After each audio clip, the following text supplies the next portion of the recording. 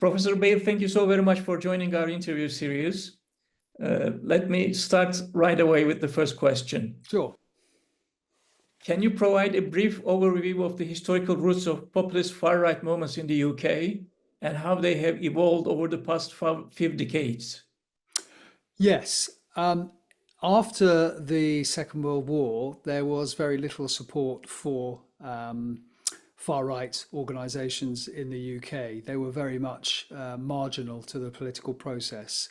That began to change in the late 1960s and early 1970s when mass migration first became very apparent in the UK with the founding of an organisation called the National Front, which, at least at a local level, challenged some of the main parties' candidates. The National Front, however, seemed to have gone effectively underground from the 1970s into the 1980s, when it was in some ways reconstituted by an organisation called the British National Party, which didn't actually have much success until the late 1990s and early 2000s, when it began to fight European Parliament elections and actually had a couple of MEPs. That, however, was in the end, I think, sidelined because it was seen to be too extreme and too racist, and to some extent was overtaken by the United Kingdom Independence Party, which had no roots at all in the kind of extremist or neo-fascist, violent underground in the same way that the National Front or the BNP had. And was very much, if a far-right party, then a populist radical right party, not an extreme right party. The United Kingdom Independence Party became more and more popular, particularly when led by Nigel Farage. And in 2015, it won approximately 4 million votes, and only, because of the first past the post system, one MP in Parliament. Then it transformed itself into the Brexit Party, which did very well at the European elections of 2019, when it took 30% of the vote and came first, beating the Conservatives into fifth place. But the Conservatives responded by electing Boris Johnson. And in the 2019 election, the Brexit Party was reduced to just 2% of the vote and no MPs. However, since then, it has built itself back to becoming Reform UK, very much a populist radical right party again. And in the 2024 election, it was led once again by Nigel Farage. It performed very creditably. It took 14% of the vote, for which it won 5 MPs, the first Reform UK MPs we've ever had in this country, of whom one is Nigel Farage. So it is seen to be on the up at the moment, on the rise at the moment. It is an unusual organisation, however, in that it is not a political party in the way that most political parties would be recognised. Rather similarly, in some ways, to Geert Wilders' PVV in the Netherlands, it is very much a kind of leadership-directed organisation, doesn't have members, and it is a limited company with shareholders, and Nigel Farage is the majority shareholder. All right. In your view, what are the main socioeconomic drivers behind the support for far-right parties in the UK? How do these parties capitalize on issues like immigration, economic disparity, crime, and national identity? Well, immigration has been probably the main appeal of these parties. When the far right in this country was more extreme, I think there was a degree of, if you like, biological or genetic racism there.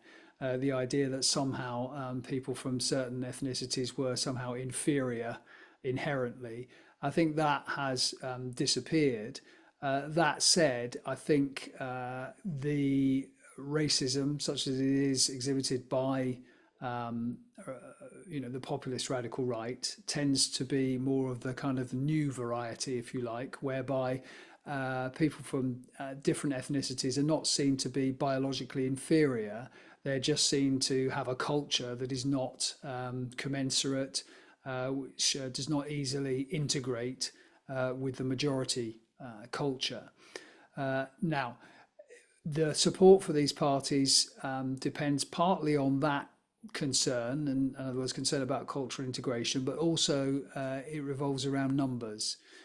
So any increase in the number of people coming to the UK, either legally or how they would define it anyway, as illegally, for example, claiming asylum without coming on one of the kind of recognised government routes, is associated with a rise in support for all those parties. As to where sort of demographically their support comes from, in the UK, in contrast in some ways to many European countries, they do not have, the Reform UK party, much support among young people. Their support is generally located among people who are in their middle age or late to middle age, and indeed who are retired, many of whom will have left school at the age of 16, if not slightly earlier in some of the older cases, who aren't necessarily particularly deprived. Some of them are quite comfortably off, but are uncomfortable with cultural change and have a degree of nostalgia, if you like, about how Britain was when they were younger. Immigration isn't the only appeal, however. They have also begun to, as it were, expand their repertoire to include anything that smacks of what they call woke, so any kind of excessively, as they would see it, social liberalism, and also expanded their campaign to include resistance to too rapid a progress to net zero on the environmental front. So Reform UK really pitches its appeal on A, immigration, B, woke politics, and C, net zero. How do you think the recent victory of the Labour Party impacts the political landscape for far-right parties in the UK? Do you foresee a decline in their influence, or could it potentially galvanize their base? I think in part, the answer to that question depends on how Labour deals with and delivers on immigration. I think if Labour manages to preside over a drop in the immigration numbers, then that will, to some extent, suppress the support for Reform UK. However, having said that, it will not be able probably to stop people making the crossing in the English Channel from France to the UK in order to claim asylum. That's something that successive British governments have found very, very difficult to combat. And given that Nigel Farage and Reform UK make a great deal out of that particular route into the country, it's going to be difficult, I think, for Labour to completely suppress support for Reform UK that arises from anxiety about precisely those crossings. So we will have to see. Actually, the numbers will probably go down when it comes to legal migration anyway, because fewer and fewer people will be coming from Ukraine and from Hong Kong, and they have been a big part of the increase in numbers. The previous government also has made it more difficult for people to bring their families with them when they come on the study route into the UK. So numbers will probably go down as a result of that as well. But as I say, that's only legal migration. I'm guessing the small boats crossings will still continue, and therefore Nigel Farage and Reform UK will be able to make a great deal out of that particular problem, and Labour's inability, I would have thought, to stop them completely. Given the current political climate, what potential threats do you think far-right parties pose in the UK? how might they adopt their strategies in response to the Labour Party's resurgence and the broader political environment? Do you think they will continue to rely heavily on populist Euroscepticism, or might they shift their focus to other issues? I think Euroscepticism is a very interesting one. There is, if you like, a conspiracy theory on the right of British politics, and obviously Reform UK are the main carrier for that, that Labour is ultimately interested in rejoining the European Union, or at the very least getting much closer to the European Union and, in air quotes, if you like, reversing Brexit. So I think any move on the part of the Labour government to do that will encourage some pushback from Reform UK, and perhaps will lead it to begin to emphasise Europe rather more than it has recently. Because interestingly, Brexit was not really part of the general election campaign, and was not really part of Reform UK's campaign during the general election. It focused more on immigration and woke and net zero. Given that the Labour government will almost certainly need to try and move closer to Europe to reduce trade friction, then it could find itself under attack from Reform UK on that basis. It will also be the case, clearly, as the Labour government is fully committed to rapid progress towards net zero carbon emissions, that the Reform UK will attack it on that basis. They will also presumably attack the fact that Labour will not be making such a kind of big issue as the Conservative government did about so-called cancel culture or trans rights, etc., etc. So it may be that Labour's inherent social liberalism will also mean that Reform UK press on that as well as a way of attacking the government. What I'm guessing will happen anyway is that Reform UK will be able to say, well, particularly on immigration, the Conservatives have tried and failed, Labour has tried and failed, now it's time to give Reform a go. Nigel Farage has been a significant figure in British politics, particularly in the rise of UKIP and the Brexit movement. Given the current political landscape, how do you assess Farage's continuing influence on far-right politics in the UK? Well, in some ways, Nigel Farage is far-right politics in the UK. There is no one really, at least electorally competitive to the right of Reform UK, and he is very much the undisputed leader of that party. He is a consummate communicator. He is incredibly persistent and patient. He's been elected to Parliament at the 8th time of asking. He tried 7 times before and failed. And yet had the doggedness to wait until now to be successful. So he isn't going to go away. He's not particularly old, although he looks old. He's one of those people who's always looked old. He's only, I think, in his very late 50s, or possibly just about 60. So he has plenty of life left in him politically. The only thing you might say about Nigel Farage is that he does have a tendency to fall out and start to argue with colleagues who challenge him in any way. This is very much the story of UKIP, to some extent the Brexit Party, and it may indeed be true of Reform UK after a while. So it's not necessarily the case that Reform UK will be able to, as it were, institutionalise and become a normal political party.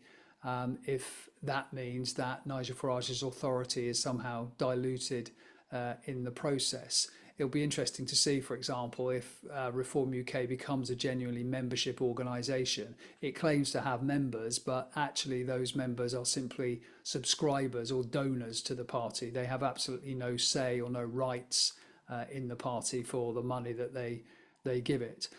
Certainly Nigel Farage, obviously, now he is also a member of Parliament, will be able to use that platform in addition to his platforms on media. Whether he will continue to present his nightly weekday show on GB News, this new streaming platform, which has now become quite an important part of the sort of the centre-right and right-wing media ecosystem, we shall have to see. But certainly he is, as the media people would say, box office in that the journalists are charmed by him, obsessed by him, and give him a lot more airtime perhaps than Reform UK's vote share and indeed its number of MPs would warrant. So I would expect Nigel Farage to be a very, very important part of the populist radical right politics of the UK for years, possibly even decades to come. Reform is the party that increased its vote the most by 14% and got 4 million votes. Can you elaborate on the success of Nigel Farage Reform Party as a populist party like its peers in continental Europe? Can you explain the similarities and differences between Reform Party and continental populist parties? How has this rhetoric and political strategy managed to resonate with a significant portion of the electorate? I think Nigel Farage has to be seen as very much the British representative of the populist radical right in Europe. I would use that phrase to classify Reform UK rather than the phrase extreme right. I think he therefore differs, for example, from Rassemblement National in France, which has its roots in the extreme right, although obviously it has undertaken a kind of detoxification process. That's its heritage. That's also true, for example, of the Sweden Democrats in Sweden, and also true of the Fratelli in Italy as well, which of course has evolved out of the fascist movement in that country. So in some ways, he is rather more like some of the populists you see in other Scandinavian countries. Doesn't necessarily have roots in that kind of anti-democratic, sometimes violent, fascist underground. So in some ways, very much on the kind of moderate side of far-right parties in Europe. In terms of the techniques he uses, they are fairly familiar to anyone who studies populism in Europe, in the sense that he, like most of his counterparts in Europe, counterposes the people on the one hand with the elite on the other. And claims to be the tribune of the people against the elite, who have essentially betrayed the people in all sorts of ways, particularly obviously on mass migration. He is also prepared to use language when it comes to, for example, Islam, which mainstream politicians would not risk.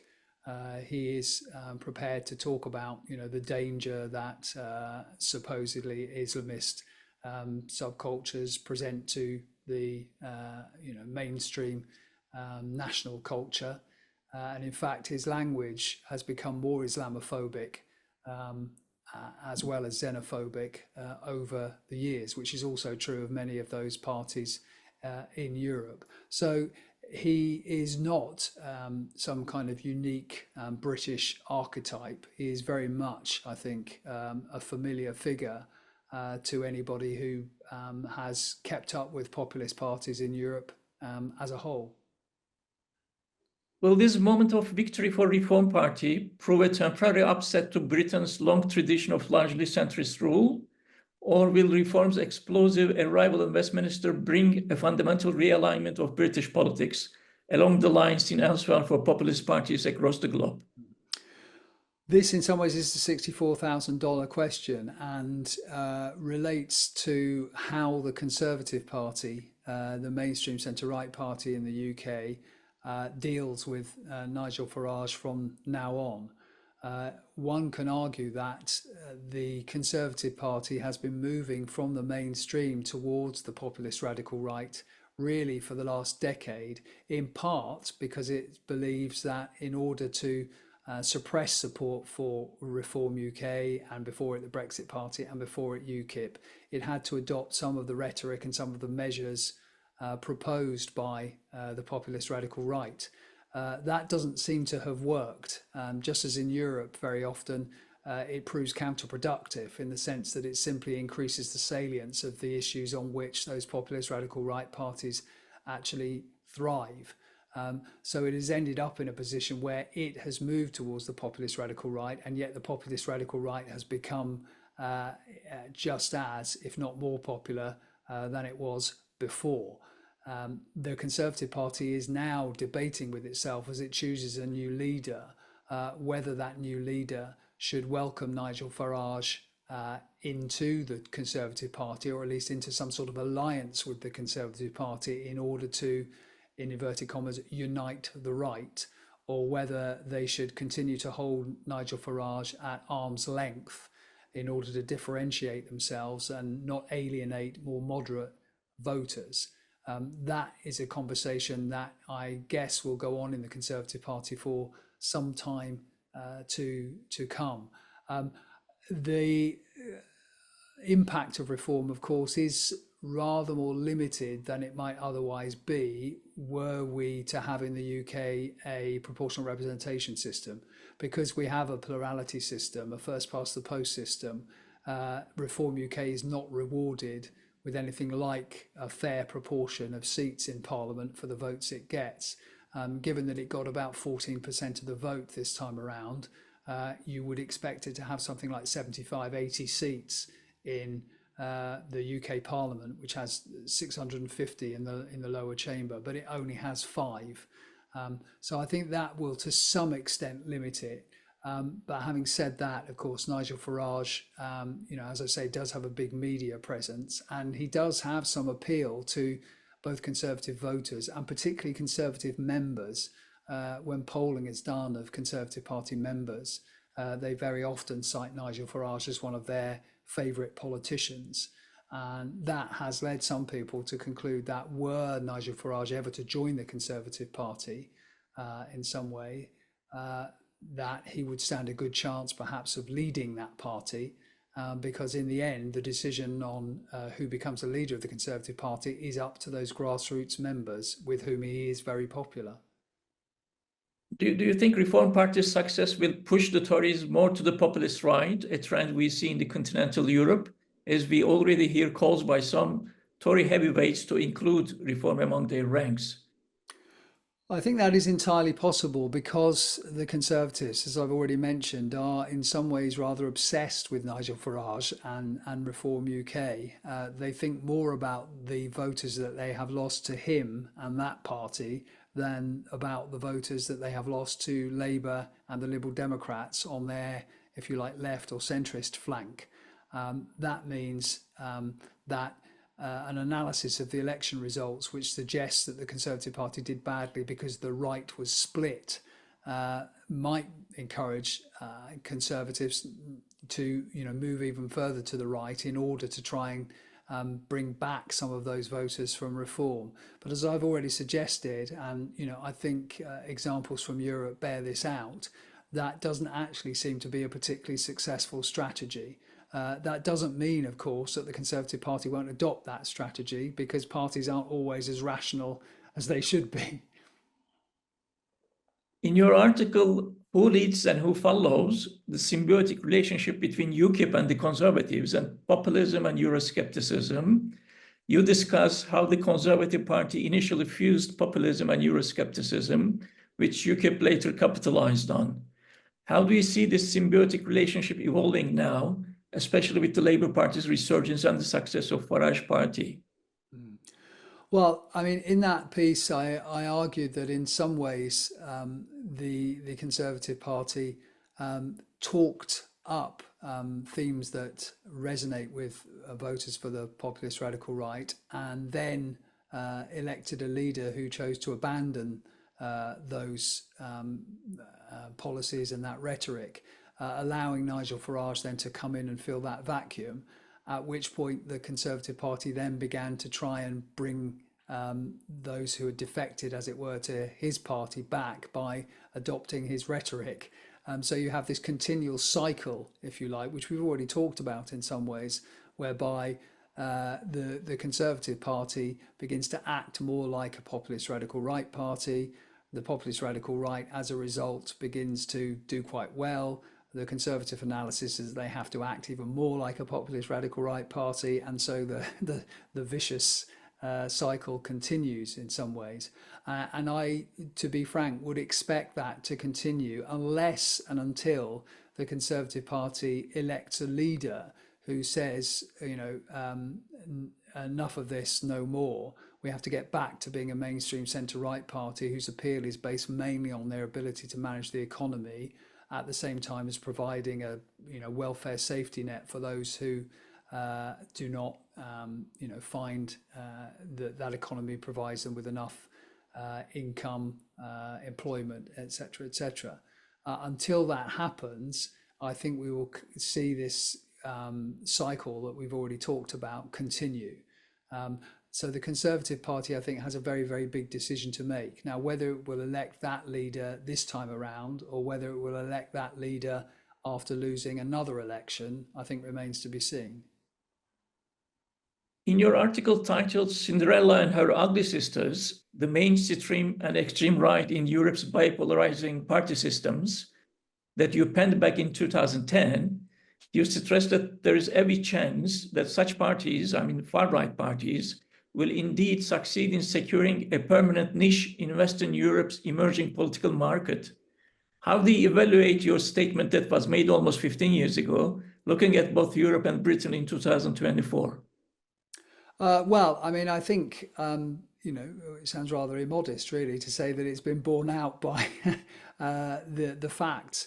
It is clear now that, as a scholar like Casmuda would emphasize, that the far right now is very much part of normal politics in this country, and the populist radical right as part of the far right is too.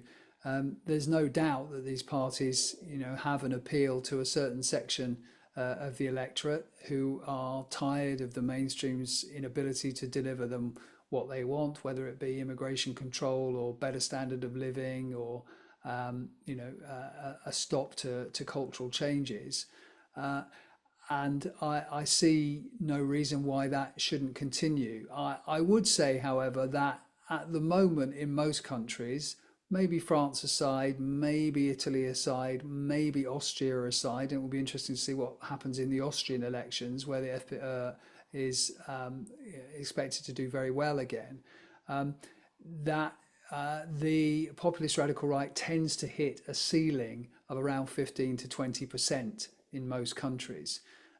Now, clearly, we do have one or two European countries, and I've already named some of them where that's not the case, and we do have one European country, most obviously Hungary, where clearly the populist radical right is actually in power, even if it came to power, not necessarily as that sort of party, but it has become one under Viktor Orban and Fidesz. So I really think that anyone who is interested in the populist radical right has to, get rid of the idea that they can be, if you like, beaten and removed from Europe's party systems. They are a permanent part of Europe's party systems, and mainstream parties who oppose them just have to learn to live with that fact and realize that while they can be beaten at elections, they can't be eradicated. And lastly,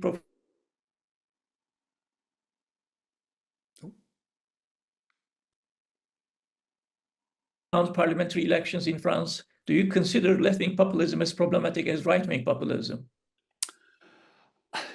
I think you would have to say that left-wing populism tends not to carry with it the xenophobic and Islamophobic overtones that exist in the populist radical right. So it is in some ways rather less dangerous to multicultural societies than its opponent. On the other hand, I think in the sense that it very often proposes very radical solutions which are also quite simplistic and probably not operationalizable, that in some ways it poses just as much of a threat to good governance and economic growth and dynamism as its right-wing counterpart. So I think left-wing populism also has its downsides, but those downsides may not be quite as as I say, dangerous for minority communities as right-wing populism has proved to be. Okay, Professor Bale, thank you so very much. I appreciate your time. Thank you very much.